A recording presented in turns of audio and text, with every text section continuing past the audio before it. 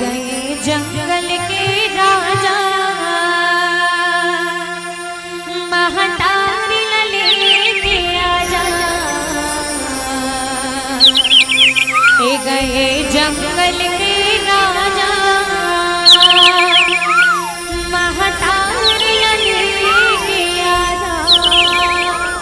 निवेदन आप सबके दोनों हाथों पर होना है और दोनों हाथों पर करके मीठी मीठी ताली बजाना है। चलो दोनों हाथों पर करना है, बीच वाले में टांगों नीचे, दोनों हाथों पर करना है और दोनों हाथों पर करके मीठी मीठी ताली बजाना है और कहना है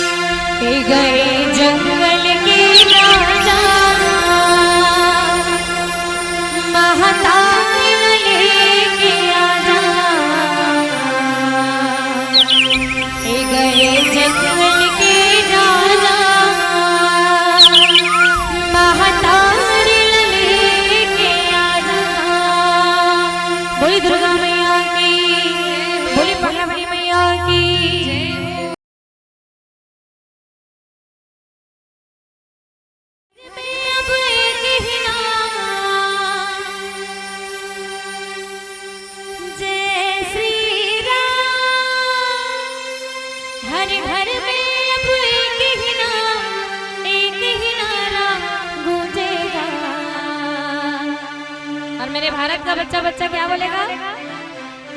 क्या बोलेगा? निवेदन जय जय श्री राम बोलना है। जय जय श्री राम बने बोले जय जय श्री राम, जय जय श्री राम। हाँ आइए आप सब दोनों हाथ से मीठी मीठी ताली बजाना है और गाना है हर घर में अब एक ही नारा गूंजेगा,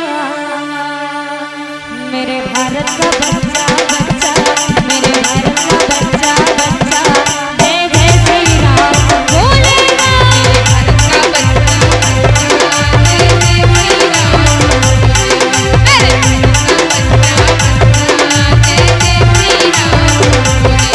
मेरे भारत का बच्चा बच्चा जय जय श्री राम बोलेगा। मेरे भारत का बच्चा बच्चा जय जय श्री राम बोलेगा।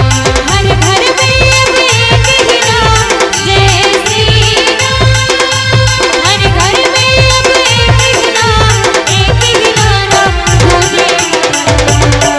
मेरे भारत का बच्चा बच्चा, मेरे भारत का बच्चा बच्चा जय जय श्री राम बोलेगा।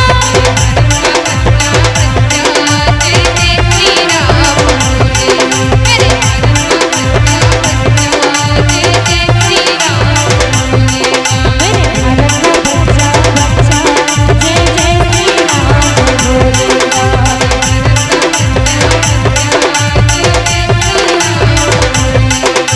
हम हिंदू हैं बब्बर शेर, बब्बर शेर, बब्बर शेर, बब्बर शेर, बब्बर शेर।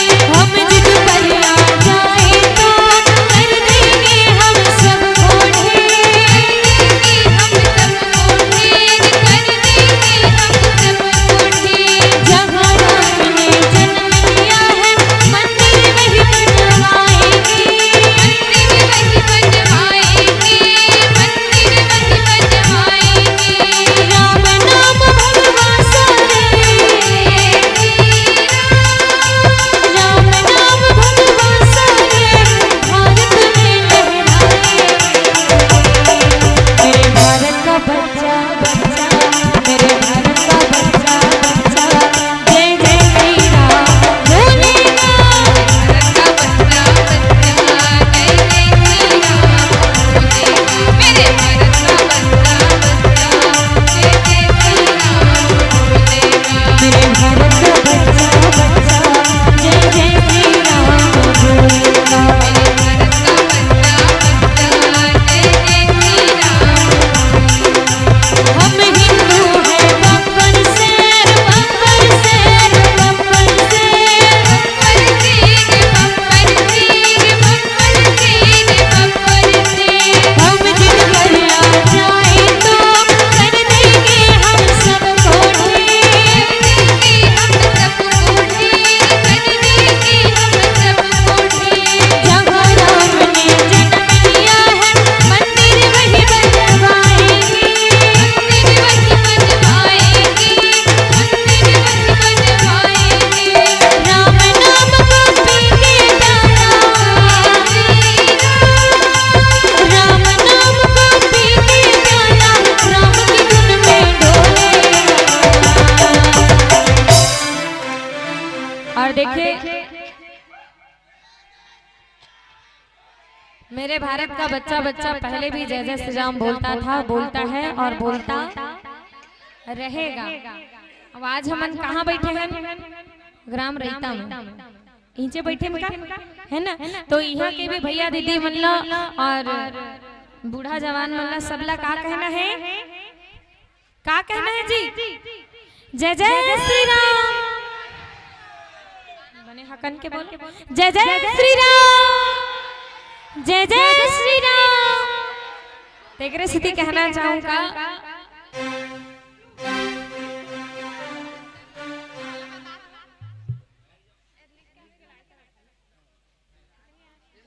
एक कनी कागज में लिख देकर भैया हो हमारा बीच में डिस्टरबेंस होते आपे मनस कटाऊ हमन तो नहीं हस काटा नहीं मन कते कचर कचर कचर कचर बोलते जैसे कि दुईच मनस कटा जो है नी। तो निवेदन है एक कली जब भजन खत्म होते ना तब दीदी मन लाग दे करो। आइए आप सबला कहना है दोनों हाथ ऊपर करेंगे। और दोनों हाथ ऊपर करके क्या कहना है? ऐसे होते हाथ ऊपर, ऐसे होते का, ऐसे होते का, मुसवा मनसन ऐसे मत करो जी, ऐसे करो बढ़िया, दोनों हाथ ऊपर करना है और कहना है क्या? मेरे रैता का बच्चा बच्चा, मेरे रैता का बच्चा बच्चा, जय जय श्री राम बोलेगा।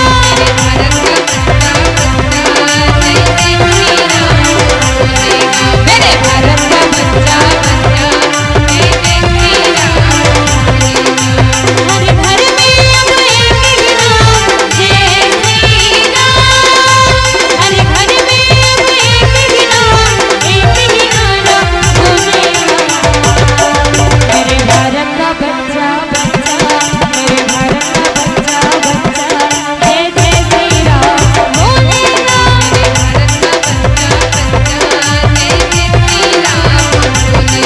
मेरे भारत का बच्चा बच्चा, जय जय श्री राम बोलेगा। मेरे भारत का बच्चा बच्चा, जय जय श्री राम बोलेगा। मेरे भारत का बच्चा बच्चा, जय जय श्री राम बोलेगा। मेरे भारत का बच्चा बच्चा, जय जय श्री राम बोलेगा।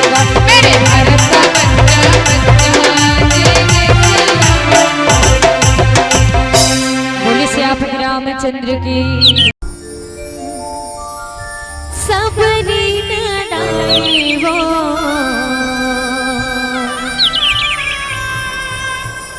रामला खवाए झूठा बेरुमा। माता सबरी भगवान राम ला झूठा बोल खवा है दाई है। अब भगवान राम जो नहीं वो झूठा बोल खाए घलो है, कारण एकर सेती कि वो झूठा बोल में माता सबरी के भक्ति समाहित रहे, एकर सेती भगवान राम वो झूठा बोल खाए। तब ये भजन के साथ आनंद लेबो। निवेदन सबके हाथ से मीठी मीठी ताली के सहयोग मिलते रहना चाहिए और कहना है का? सबरी नदाई वो रामला खवाए झूठा बेरुमा। बोली सबरी दाई की, बोली श्यामपति रामचंद्र की।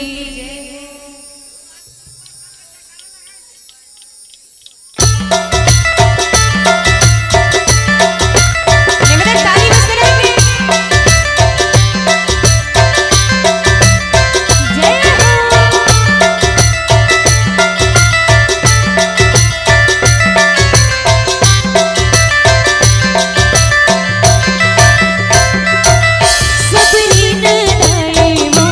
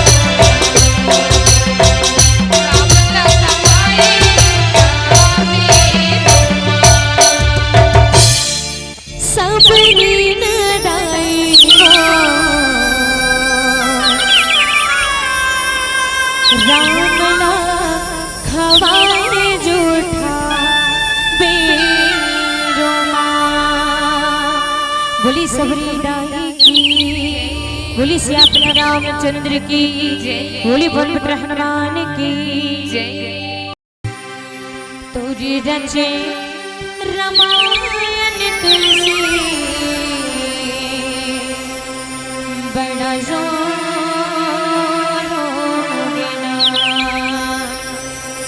देखो हमने रामचरित मानस के रसपान करत हन, बोला होकर रचयिता गोस्वामी तुलसीदास जी महाराज, जेकर रचे रामायण के सेती ही अटका शोर उड़त है। और आज आपके पावन धराधाम ग्राम रैता में रामचरित मानस के शोर उड़त है। तो निवेदन चाहूँ आप सबके दोनों हाथों पर हो जाए और दोनों हाथों पर करके मीठी मीठी ताली बजाना है और कहना है का टागोन जी दोनों हाथों पर करना है।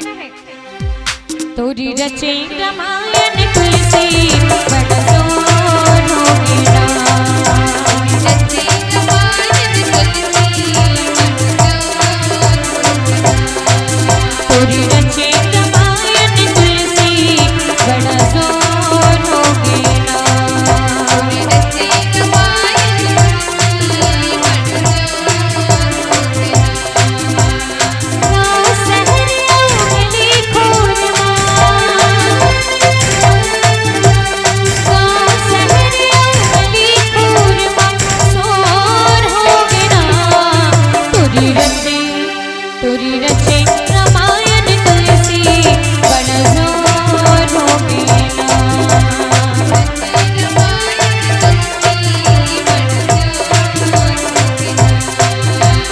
रचे रामायण तुलसी,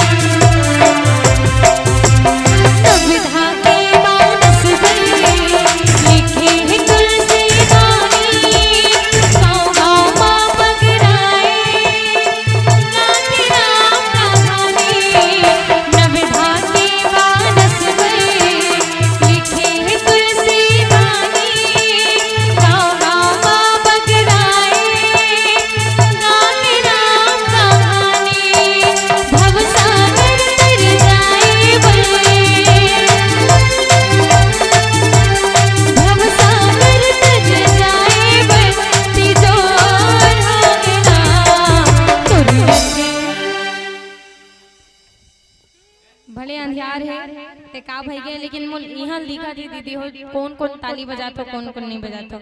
अब तुमन सोचत हो कि ये नोली मन जतका बेर क्या है ततका बेर के ताली बजाए बर काबर कहते, एकर बहुत सारा फायदा है। और ताली ला में अपन पर नहीं बजवात है ना, ये भगवान के लिए एकरा भजन भगवान के लिए चलत है। तो आप सबसे निवेदन चाहूँ कि दोनों हाथ से मीठी मीठी ताली बजते रहना चाहिए। और जिन जिन मन ताली नहीं बजाते ओकर मन पर एक के बात कहना चाहूँ, ध्यान पूर्वक सुनना का कि ताली बजाए में ना तो रुपया लगे ना पैसा। का बजाए में बने हकन के बोलो ना, खाना खा खाओ नहीं जैसा है ना, कि ताली बजाए में ना तो रुपया लगे ना पैसा। का बजाए दीदी लगते का पैसा लगते और लगा तो बताओ हमन देवो नहीं लगे कथे का कि ताली बजाए में ना तो रुपया लगे ना पैसा, ताली बजाए में ना तो रुपया लगे ना पैसा। और अगले जन्म ला कौन जाने मैया रानी हो, का बैला बनबो का भैसा, का बैला बनबो का भैसा। अगले जन्म ला जानतो जी कोनो है ना, अगले जन्म में कौन हा कोलिया बनी, कौन हा कुकुर बनी, कौन हा बैला बनी, कौन हा भैसा बनी, कौन हा चिड़ई बनी, कौन हा चिरगुन बनी, पता है? बिल्कुल भी पता नहीं है। और एक स्थिति कथे गलो का कि जो हमारा मानव तन है वो हमला बड़ा सौभाग्य से मिलते। फॉर एग्जाम्पल नहीं देख लो आप मन, अभी एक तुमन बैठे हो ना तेकर सामने में काट ठन कीड़ा मकोड़ा मर रेंगत हुई, वो ऐसे गोड़ में रमच के देखना कुछ नहीं बाँचे होते, बाँची तुरंत मर जाए कीड़ा। तो वो कीड़ा मैं बताना यह चाहता हूँ कि वो जो कीड़ा है वो कर जीवन से तो हमारा जीवन कई गुना ज्यादा अच्छा है जो हम मानव तन्ना लेके आए हैं। और ये मानव तन्ना देने वाला कौन है? माता पिता तो है ही, लेकिन वो कर ले पहली कौन है? ऊपर वाला हवे ना, ऊपर वाला। अब एक कथा काकर चला थे कैसे तू मन सुन का बैठो मुझे समझ में नहीं आया। रैता वाले मन बोलते नहीं, गोठियातो नहीं, गोठियातो ना तब बने। अच्छा जोर से बोलो जी। हमने ये मानव तन देने वाला कौन है? कौन है? ऊपर वाला। अब एक कथा काकर चले थे ऊपर वाले के। अब अभी हमन भजन गाथन ते कर काकर भजन गाथन ऊपर वाला गाथन का तो काली काकर ताली काकर पर बजाना है, काकर पर बजाना है। हमर मन बजाना है बिल्कुल भी नहीं, ऊपर वाले पर बजाना है भैया। और वो ऊपर वाले के एहसान ना इसने चुकता कर सकते तुम कैसे? ताली बजा के। जो हमारे ऊपर एहसान करे भैया मानव तलना दे के वो कर कर्जल कब छुटाबो? ऐसे सत्संग रूपी जगह में तो ताली बजा के हम वो कर कर्जल छूट सकते का। तो निवेदन चाहूं चलिए सबके दोनों हाथों पर हो जाए। खोज का टिपरा नहीं करना है, बरोबर सबके दोनों हाथ दिखना चाहिए। हाँ एती वाले मन रोड वाले मन जी तहु मन टांगोन का यहाँ काकरो छुट्टी नहीं है भैया, यहाँ सब ड्यूटी में बैठे हो है ना। चलिए निवेदन और दोनों हाथ से मीठी मीठी ताली बजा के कहना है का तुरी रचे रामायण तुलसी बड़ा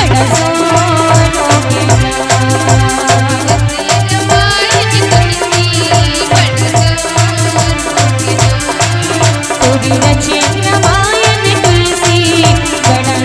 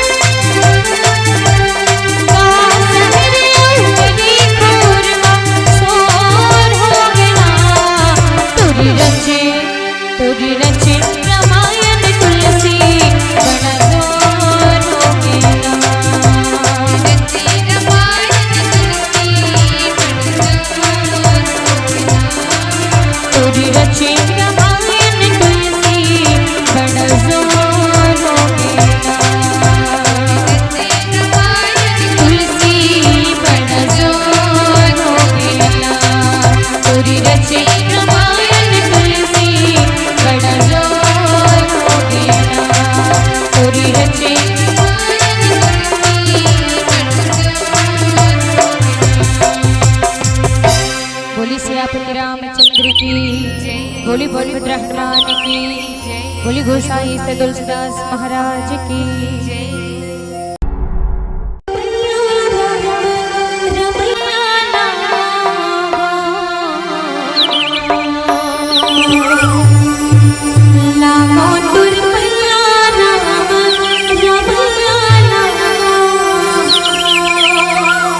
चलिए निवेदन चाहूं सबके दोनों हाथों पर हो जाए।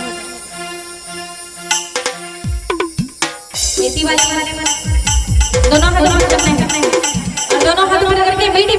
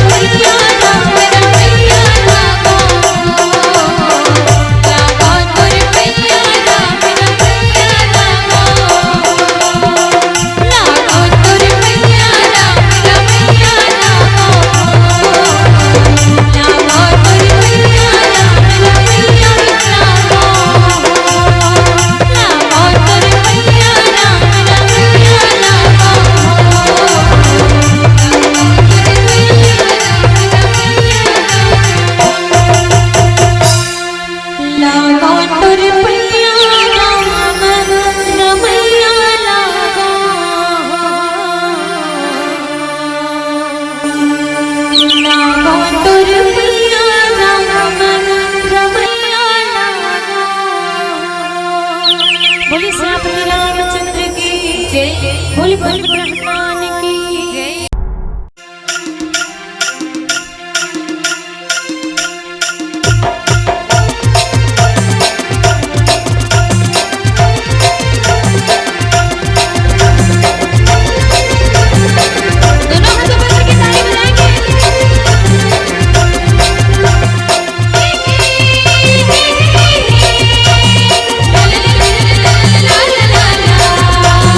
Thank you.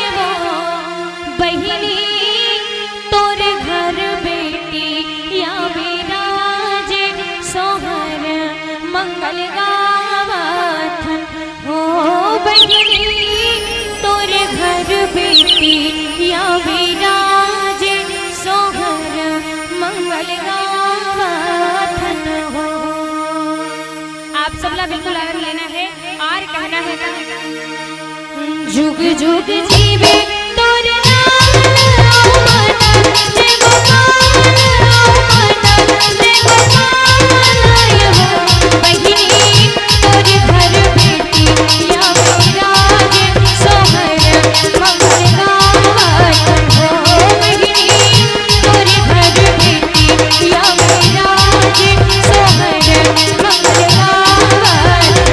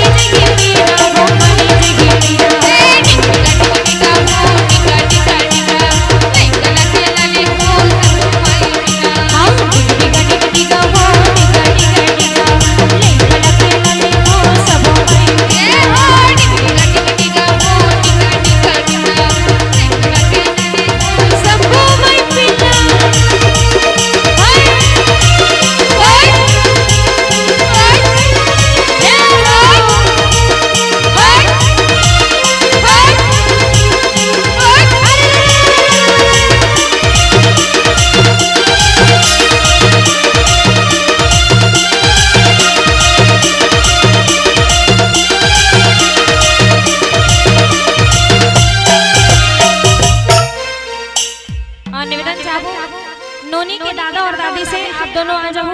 आप दोनों ला हाँ सब लाना है, जब भी हो कर सगा संबंधी आप सब लाना है और लड़का ला पलना झुलाना है। निवेदन चाहूँ कर दादा दादी से।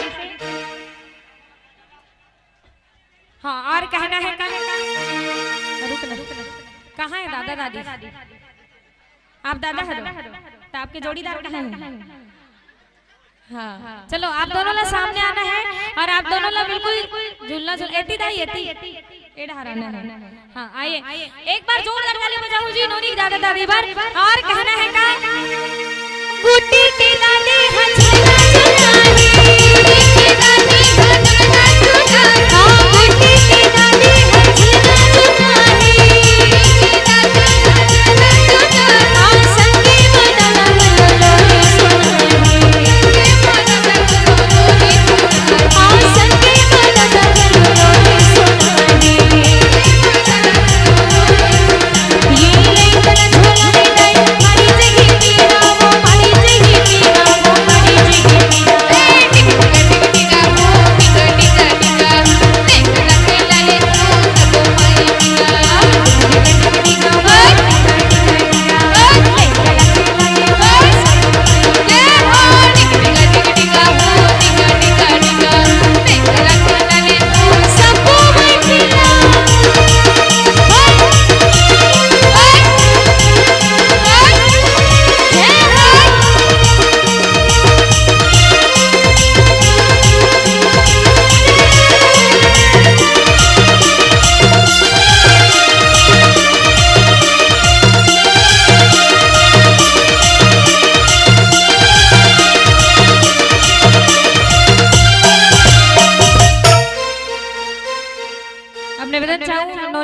माता पिता से आप दोनों आ जाओ, मॉम एंड डैड।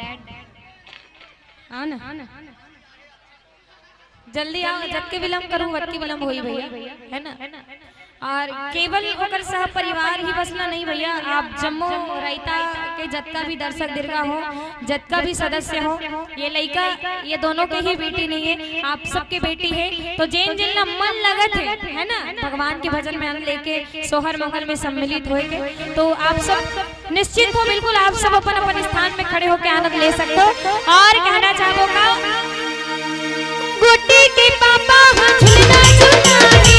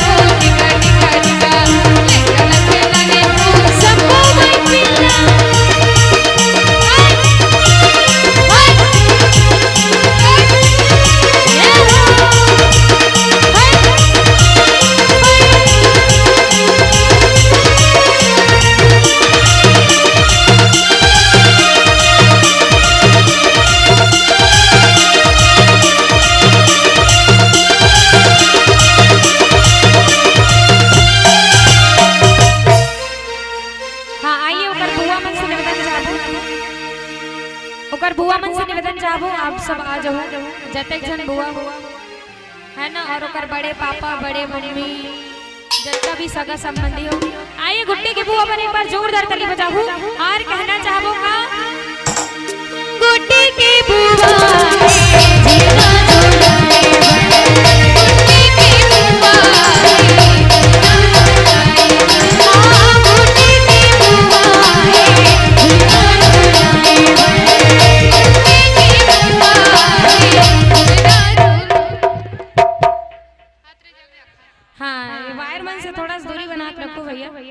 है ना, नाचे में मगन मत रहूंगा, कैसे जी को कूद गो करत हो तुमन तो, है ना। निवेदन है थोड़ा दूरी बना के रखो। इलेक्ट्रॉनिक चीज है भैया, है ना, तो थोड़ा देख दाख के बोला नहीं कहा तो का मान लो पैड बंद हो गया और नहीं बनिस्ता, अभी नाचा तो किसने नाच पाऊंगा, आनंद ले पाऊंगा, है ना। तो निवेदन चाहूँ थोड़ा दूरी बना के रखो।